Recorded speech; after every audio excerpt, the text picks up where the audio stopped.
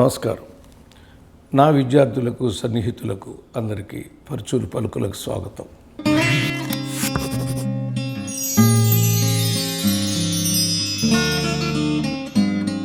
ఈ రోజున కోట శ్రీనివాసరావు గారికి నివాళి అర్పించడానికి ఈ 4 మాటలు మాట్లాడుతున్నానండి.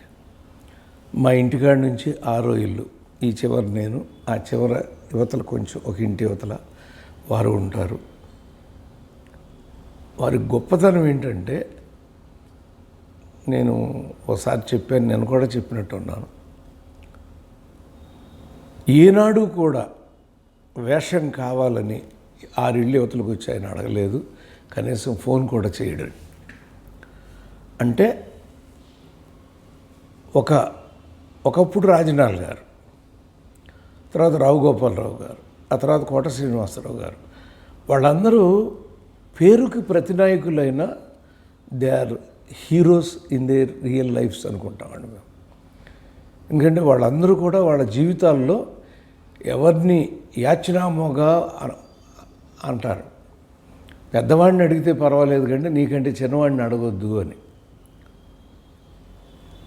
కాబట్టి అలా ఒకరిని వేషం అడగకుండానే 750 చిత్రాల్లో నటించాడు మహానుభావుడు ఆయన. మరి మా ఊరికి దగ్గరే కంకిపాడు, ఆ కంకిపాడులో వారు జన్మించారు. 10 జూలై 1942 పుట్టారు ఆయన.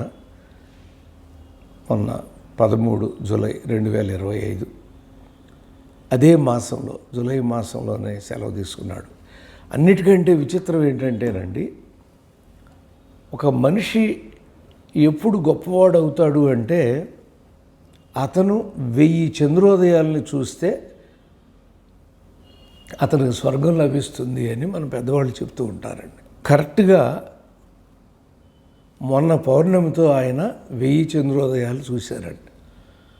ఆ 1000వ చంద్రోదయం వరకు ఆగి ఇక సెలవు హితులారా అని ఆయన వెళ్ళిపోయారు. అంటే అందరికీ తెలుసు, 2 సంవత్సరాల నుంచి కొంచెం అనారోగ్యంతో ఇబ్బందిగా ఉంటున్నారు. అయినా అలాగే వెళ్ళి పవన్ కళ్యాణ్ గారి హరిహర వీరమల్లో నటించారు ఆయన. అంటే ఇంకా వారిది రిలీజ్ అవ్వాల్సిన సినిమా ఇంకోటి ఉంది, ఇంకా రిలీజ్ అవ్వబోతోంది. అందులో మళ్ళీ మనం కోట శ్రీనివాసరావు గారిని అందులో చూసుకోవచ్చు మనం. అలా 9 నంది అవార్డులు రావటం అంటే మాటలు కాదండి. కేవలం ప్రతినాయకుడిగానే కాదండి, ఆయన హాస్యం, సహనటన, అంటే సహకార నటన అంటారండి దాన్ని, క్యారెక్టర్ ఆర్టిస్ట్. క్యారెక్టర్ ఆర్టిస్ట్గా ఎటువంటి అద్భుతమైన వేషాలు వేశారో మీకు తెలుసండి. ఇంట్లో ఇల్లాలు వంటింట్లో ప్రియురాల్లో మామగా సౌందర్య గారికి ఆయన మాట్లాడిన మాటలు ఒకసారి మీరు గుర్తెచ్చుకుంటే, ఒక ఎస్వి రంగారావు గారు వాళ్ళు వేసిన, అంటే ఎస్వి రంగారావు గారు ప్రతినాయక పాత్రలు వేశారండి, ఆయన మంచి పాత్రలు వేశారు. అలాగే కోట శ్రీనివాసరావు గారు వేసినటువంటి 750 సినిమాల్లోనూ ప్రతినాయకుడే కాదండి ఆయన, కొన్నిట్లో కేవలం హాస్యంతో ఉంటాడండి. ప్రాణం ఖరీదు అనే చిత్రంతో ఆయన నట జీవితం ప్రారంభమైంది. ప్రతిఘటనలో కూడా ఉన్నారు ఆయన. అంటే ఒక డైలెక్ట్నండి. ఆ రోజుల్లో చాలా కొద్దిమంది తెలంగాణ మాండలికాన్ని మాట్లాడగలిగేవారండి. తెలంగాణ మాండలికం మాట్లాడటం అంటే అంత తేలిక కాదండి. నేను కొన్ని సినిమాల్లో మాట్లాడాను. రాయలసీమ మాండలికం, తెలంగాణ మాండలికం, తూర్పుగోదావరి తర్వాత అటు వచ్చేటువంటి మాండలికాలు రకరకాలుగా ఉంటాయండి. అవి కొద్దిమంది ఆర్టిస్టులు మాత్రమే అంత సరళంగా, అంత సహజంగా వాటిని చెప్పగలరు. వారిలో మన కోట శ్రీనివాసరావు గారు గొప్పవారండి. అని కొన్ని సినిమాలు మీకు గుర్తు చేస్తున్నా ఊరికే, అంటే ఆయన ఆ పేరు వినగానే మీకు ఆయన గుర్తొస్తారని. సన్ ఆఫ్ సత్యమూర్తి, అత్తారింటికి దారేది, ఆ నలుగురు, మల్లీశ్వరి, ఇడియట్, గణేష్ మా సినిమా అండి, హలో బ్రదర్, గాయం వారి రాంగోపాల్ వర్మ గారు, మణి, రేపటి పౌరులు, ప్రతిఘటన, భార్గవరాముడు మా సినిమా. భార్గవరాముడిలో మేమిద్దరం కూడా కలిసి నటించామండి. బహుశా దాంట్లోనే అనుకుంటాను ఎండే అంట ఒక ప్రతి సినిమాలోనూ ఒక విచిత్రమైన మేనరిజం, అంటే ఎక్కువ డిస్టర్బ్ అవ్వకుండా ఒక పదం కాకుండా యాక్సెంటే మేనరిజం లాగా చేసినటువంటి మహానటుడు అండి ఆయన. అలా ఖైదీ నెంబర్ 786 మాదేది, బొబ్బిలి రాజాలో మీకు తెలుసు ఎంత అద్భుతమైన దాదాపు సంవత్సరం పాటు ఆడినటువంటి సినిమా అండి అది. ప్రేమ విజేత చిన్న సినిమా మా దానిలో ఉన్నారు. మా సుందరకాండ సూపర్ హిట్ సినిమా దానిలో ఉన్నారు. ఏవండి ఆవిడ వచ్చింది దానిలో చాలా అద్భుతమైన వేషం వేశారు ఆయన. ఇద్దరు భార్యలు సోహన్ బాబు గారు. అలా ఇంట్లో ఇల్లాలు వంటింట్లో ప్రియురాలు ఇందాక చెప్పాను. చక్కగా మామగారుగా సౌందర్యకి ఎటువంటి లెసన్ తీసుకున్నాడు ఆయన అని చెప్పి.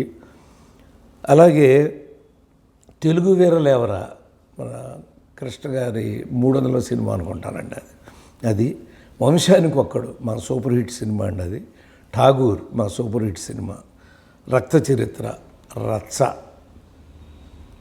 ఆ రచ్చ మేము ఒక జ్ఞాపకంలో మర్చిపోతాం, కానీ అది ఇప్పుడు మాట్లాడటం కరెక్ట్ కాదు కాబట్టి నేను ఆ రచన అలా వదిలేస్తున్నాను. ఆయన 2015లో పద్మశ్రీ అవార్డు అందుకున్నారు. చాలా కొద్దిమందికి అల్లురామలింగయ్య గారు ఎంత తపన పడేవాడో నాకు తెలుసు.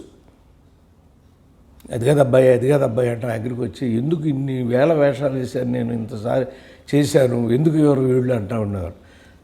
బాబాయ్ వచ్చే రోజున తప్పకుండా వస్తుంది బాబాయ్ అంటే కరెక్ట్గా ఆయన కూడా వచ్చింది ఆ రోజున. అలాగే వీరికి పద్మశ్రీ అవార్డు ఆయన నటనకు గాను తీసుకుంటాం జరిగిందండి. అన్నిటికంటేనండి ఆయన్ని అప్పటికి ఇప్పటికీ ఎప్పటికీ అంటే 750 సినిమాల్లో విచిత్రమైన అనేక పాత్రలు ఆయన ధరించినప్పటికి కూడా అహనా పెళ్ళంటలో వారి నటనకు మాత్రం హ్యాట్స్ ఆఫ్ అండి. ఆ కోడిని అక్కడ కట్టేసి ఇప్పుడు తలుచుకుంటే నవ్వొస్తుందండి మనకు. ఆయన కోడిని అక్కడ కట్టేసి ఏదో తింటూ కోడి మాంసం తింటున్న భ్రమని ఆయన పొందుతూ ప్రేక్షకులను పొందింపజేయటం అంటే హ్యాట్స్ ఆఫ్ అండి. అది అక్కడి నుంచి నా లెక్క ఏంటంటే అహనా పెళ్ళంట అనే సినిమా తర్వాత కోటగారు మళ్ళీ వెనక్కి తిరిగి చూడలేదని నేను అనుకుంటాను. నా లెక్క ప్రకారం ఆయన పాపం రాత్రి 10-12 దాకా కూడా యాక్ట్ చేసిన రోజులు ఉన్నాయి. సమయం లభించక కానీ, లేకపోతే ఈ కాలంలోనే ఎంతమంది ఆయన అడిగి డేట్లు లేవని మేము చేసామో మాకు తెలుసండి. దొరికేవారు కాదు. ఎక్కడో చోట నాకు తెలిసి ఒకసారి ఒక్కరోజు 6 సినిమాల్లో యాక్ట్ చేశాడండి ఆయన, నాకు బాగా గుర్తు. ఒకే రోజు అంటే ఇక్కడ 12 గంటలు యాక్ట్ చేసేసి అర్ధరాత్రి 12కి ఇంటికి వచ్చిన ఇది కూడా ఉన్నాయండి. అంటే ఎవరిని ఇబ్బంది పెట్టకూడదు. మా డైరెక్టర్లు నిర్మాతలు కూడా ఆయన కావాలి కాబట్టి ఓకే కానివ్వండి ఆయన వస్తాడు ఆ కాసేపు చేసేసి ఆ 2 గంటల మిగతా అన్ని ఆపేసి వారి సీన్లు తీసి పంపించేయండి అని అడుగుతూ ఉంటారండి. అలా చేశాడండి. తెలుగులో కింగ్ ఆయన, కానీ హిందీలో, కన్నడంలో, మలయాళంలో కూడా వారు చేశారండి. అంతేకాదు ఆయనకి ఇంత నవ్వించి కవ్వించేటువంటి మనిషి రాజకీయాల్లోకి వచ్చి విజయవాడ తూర్పు నియోజకవర్గం నుంచి 1999లో ఎమ్మెల్యేగా గెలిచారండి ఆయన. నిన్న కొంతమంది ఎమ్మెల్యేలు చెబుతున్నారు మాతో పాటు ఉండేవారు ఆయన శాసనసభలో అని మీరు వినుంటారు టీవీలో. అంటే ఇంత క్షణం తీరిక లేకుండా, నేను మీకు ఒకసారి చెప్పాను, అన్నగారు అడిగితే నమస్కారం పెట్టి అన్నగారు మాకు క్షణం తీరుకుంటలేదు, ఈ రాజకీయాల్లోకి మమ్మల్ని పిలవద్దండి అని చెప్పాము అని కూడా మేము చెప్పాను నేను. అది కానీ ఆయన అందులో కూడా వెళ్ళి తను ఎక్కడైతే కంకిపాడులో పుట్టాడు కాబట్టి పక్కన ఉన్న బెజవాడలో ఆ తూర్పు నియోజకవర్గానికి సేవ చేయాలని ఆయన అనుకోవటం అది హ్యాట్స్ ఆఫ్ అండి. మళ్ళీ అంటే ఇంత బిజీగా ఉంటూ కూడా ప్రజాసేవ, సంఘసేవ, ప్రజాసేవలో సంఘసేవ మిళితమై ఉంటుందండి. 10 మందికి మేలు చేయటం. ఎందుకంటే 750 పాత్రలు నటించిన మనిషికి ప్రపంచం మొత్తం పరిచిన విస్తరాకు లాంటిదేనండి. ఇప్పుడు మేము 400 సినిమాలు రాస్తే నాకే తెలుసు. ఎదురుగా మీరు ఎవరైనా వచ్చి మాట్లాడతా అంటే చూస్తుంటే ఆ మాటల యొక్క అంతరార్థం, ఆ కళ్ళు అక్కడ చూస్తుంటే మాకు అర్థమైపోతూ ఉంటుందండి. ఇతను ఎలా చెప్తున్నాడు, ఈ మాట నిజంగా చెప్తున్నాడా, ఏదో చెప్పాలి కాబట్టి చెప్తున్నాడా అనేటువంటిది కూడా అర్థమైపోతూ ఉంటుందండి.